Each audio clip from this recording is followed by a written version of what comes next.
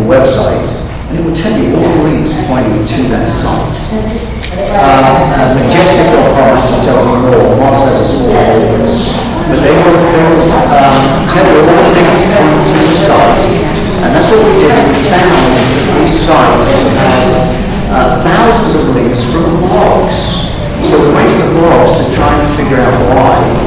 And what this guy was doing was he was giving away these strings every month, sets of strings for orchestral instruments.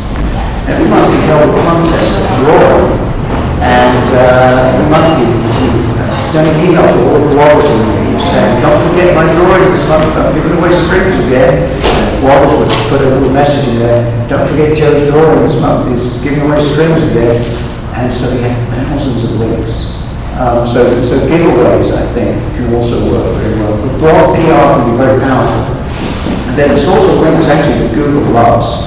There's a lot, again, this is a big subject, SEO. There's a lot of people out there selling links and Google hates it. But blog PR, Google loves those kind of links. It's a good thing. So, thinking, what are we doing with time here? How's it, I'm just talking. Keep going.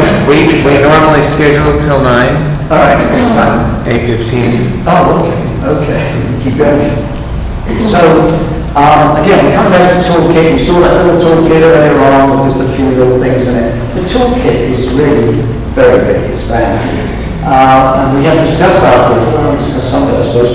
Forums and discussion groups, coupon marketing. I bet people just don't think about coupon marketing. Anybody thought about coupon marketing? Probably wouldn't work in the context here, but it does for many companies. LinkedIn, I think you mentioned. Local search, probably not appropriate for this group, but local search is very important. Display advertising, we talked a bit about pay-per-click advertising. Display advertising, actually a lot of people pay for clicks, but it's a different form of advertising. Blog PR, I just mentioned. Guest blogging, I don't know, well, it's hard to know what sort of products we have here, but guest blogging is a very powerful marketing tool. Instagram, that's Instagram up there. Pinterest up there. Content marketing, I mentioned. Infographics. People know what infographics are? You see like these big, tall graphics online, and there'll be stuff with information. Everything you need to know about such and such a subject, whatever that may be. Everything you need to know about the soap business. But they're very attractive, they're colourful, they have lots of little pictures and icons in them. They're called infographics. And if you can create one that people think is cool, they pick it up, they put it on their own blogs, and you get a link back to your blog and so on. Video is kind of like YouTube, it's a video channel. YouTube marketing is huge. We heard about that earlier on in the products. Joint ventures is where you hook up with someone else who will promote your product or product. Online courses, Quora, we looked at. Kindle. There are a lot of people using Kindle books. This is Amazon's digital book format. They use Kindle books as a marketing channel. They write short books, a keyword, and they put them into Amazon and they use it to promote their products. Marketplaces, I mentioned Google, and this is the places like Amazon and Walmart and Sears that let you sell your products through them.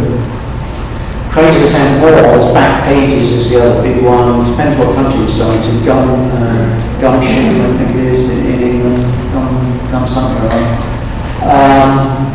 Tumblr, Reddit, shopping directories. We haven't actually talked about. They're kind of similar. They don't actually sell products. Shopping directories.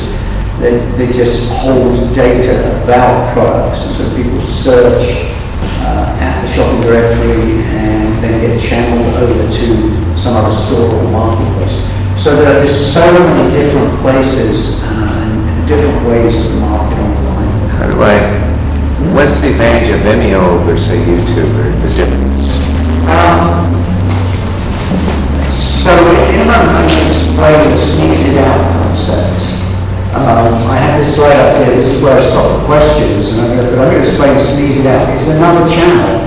So if you want to do video marketing, you would want to start with YouTube, because that's the monster.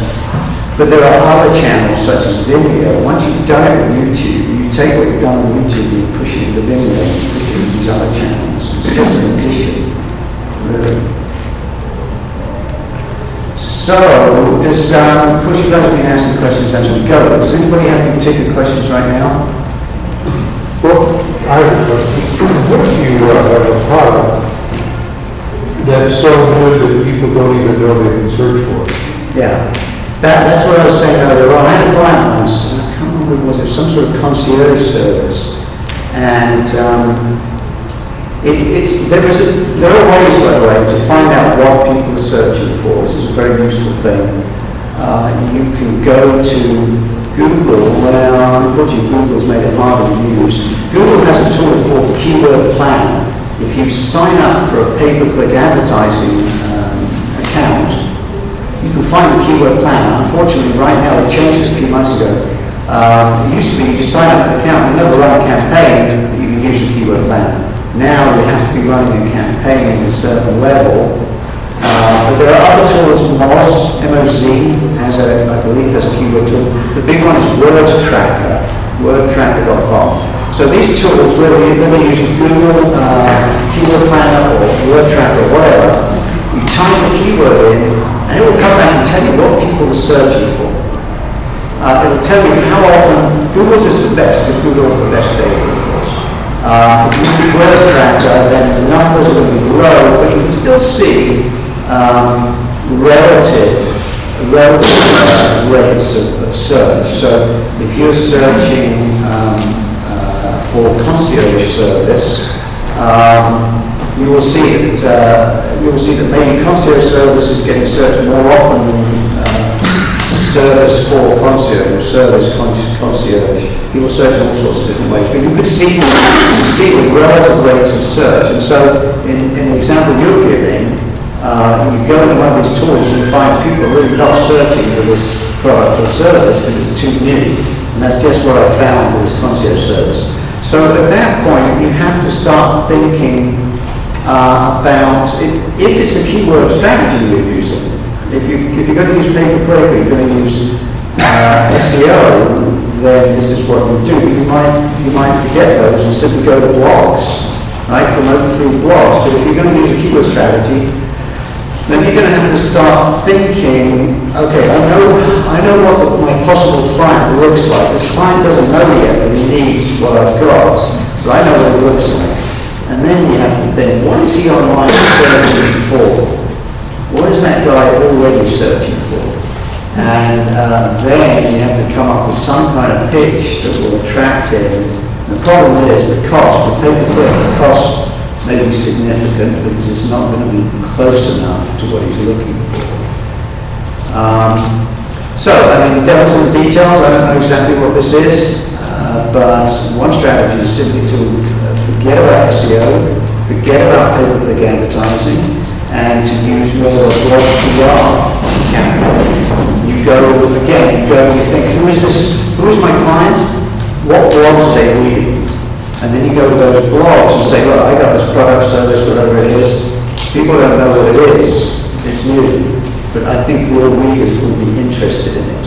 So you have to take a different approach. I mean, it can be done, but you have to think outside the box. Yeah. Any other questions? No?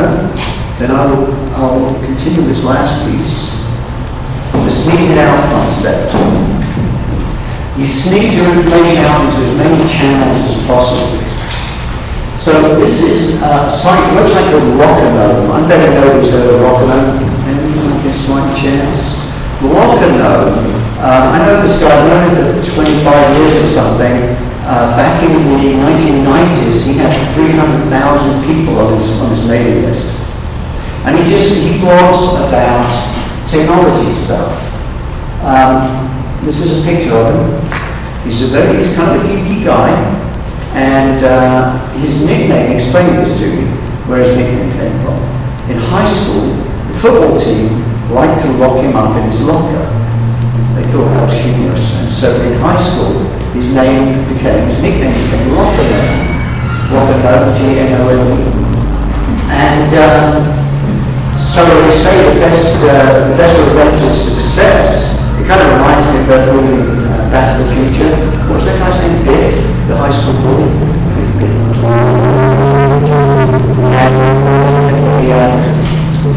Who's the lead character? Douglas. I can't remember his name. Anybody know the name of the lead character of Back to the Future?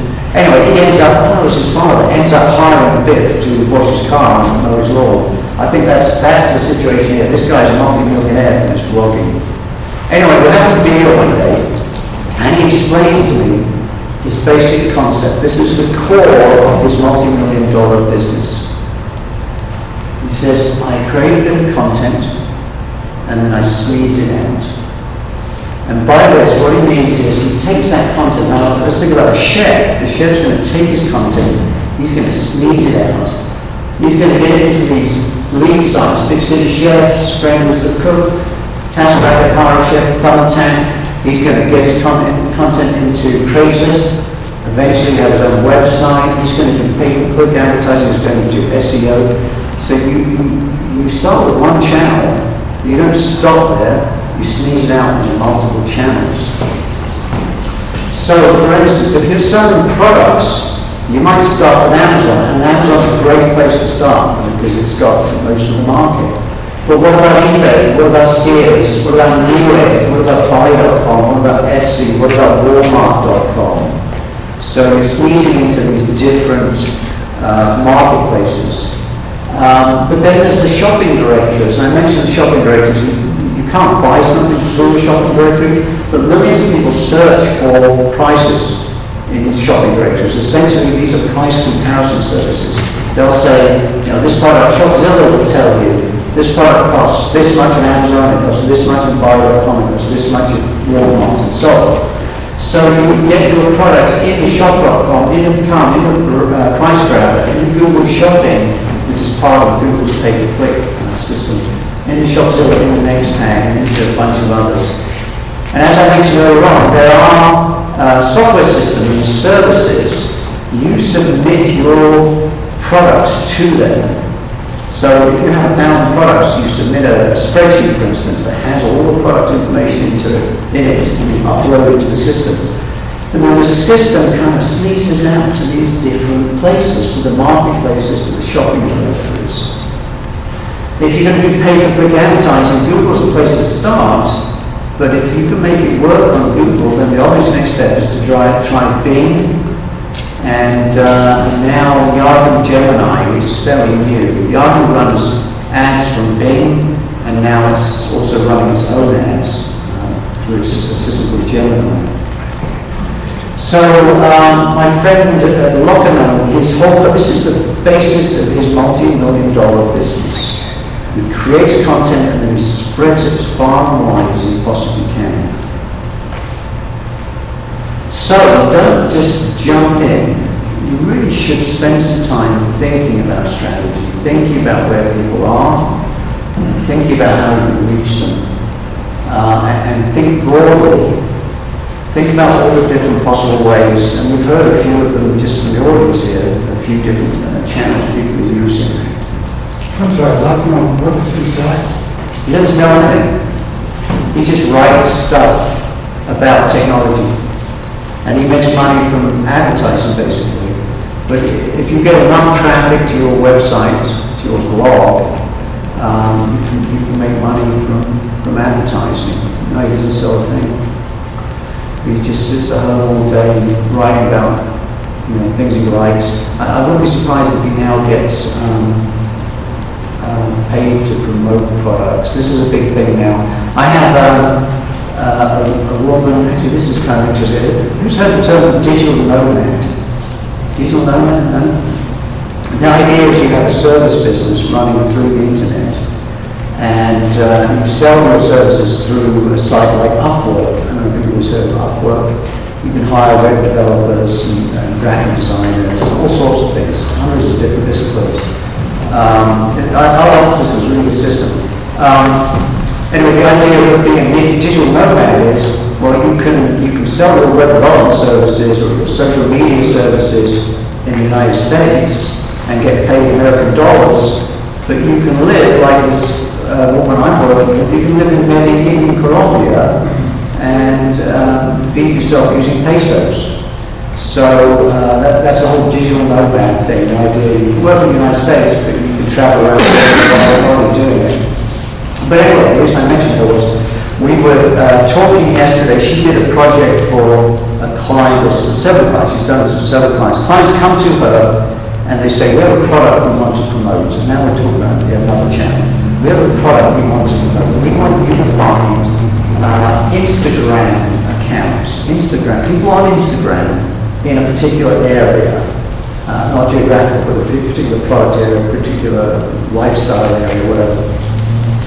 And we want to get these influencers to pitch our products.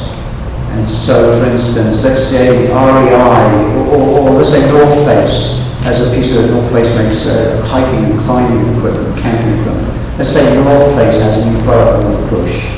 They could go, I don't know if they do, but it's quite good, there's a good chance they do. You could go and find people that have Instagram accounts that are posting photographs of their travels, of their climbing expeditions.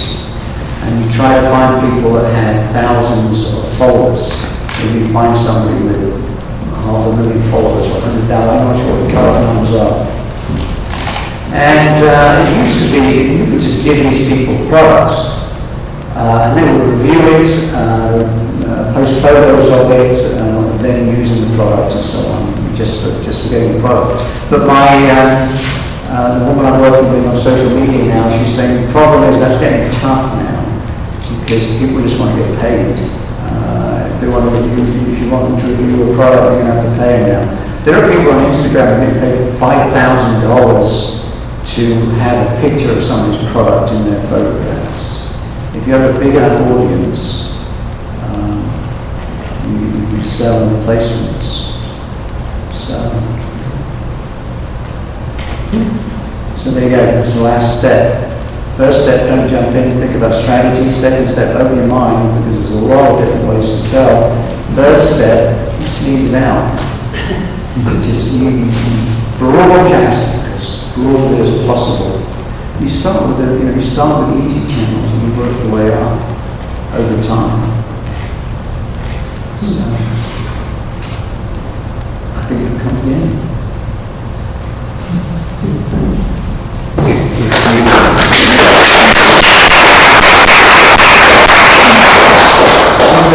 Questions?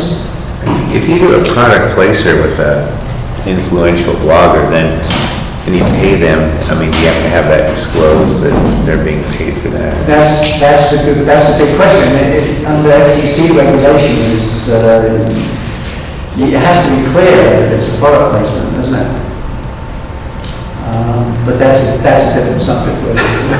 I suspect most people are not following the regulations very closely. I think they probably grow more and more as things go on, but I'm not sure about product placement. If you say this is an awesome product, you have to disclose that you were paid to review it. If somebody's reviewing or evaluating tech products, and then Sony says, well, here's our new camera, review it, and they do it. I guess it would depend if Sony paid them to do that, or... I read the FTC regulations, and they're quite clear. If you're going to be paid to post a review, you have to state you're getting paid to post that review. Okay. It's really clear. You can't hide it away. It can't be on some other page or with tiny text at the bottom. It has to be clear. I think the term they use is clear and conspicuous. That you're getting paid to do that. So, but I'm not sure how many people follow that.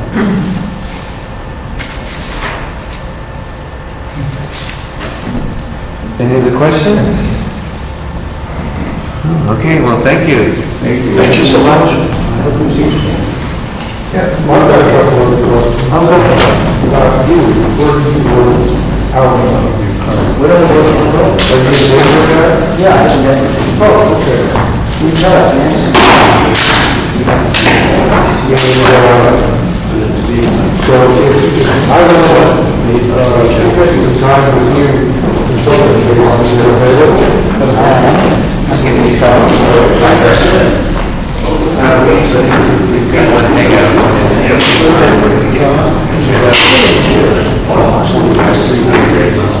Sure, you're being elected.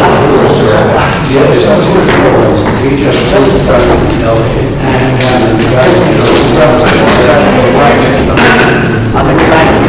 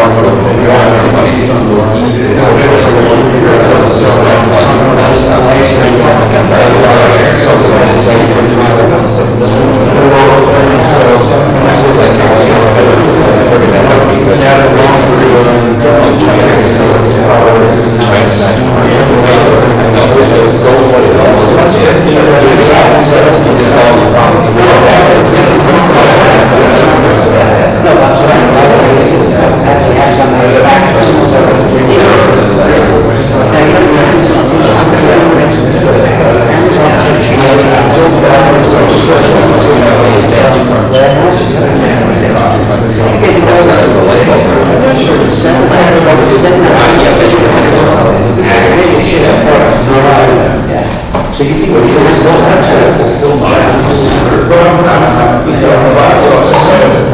with Amazon sales?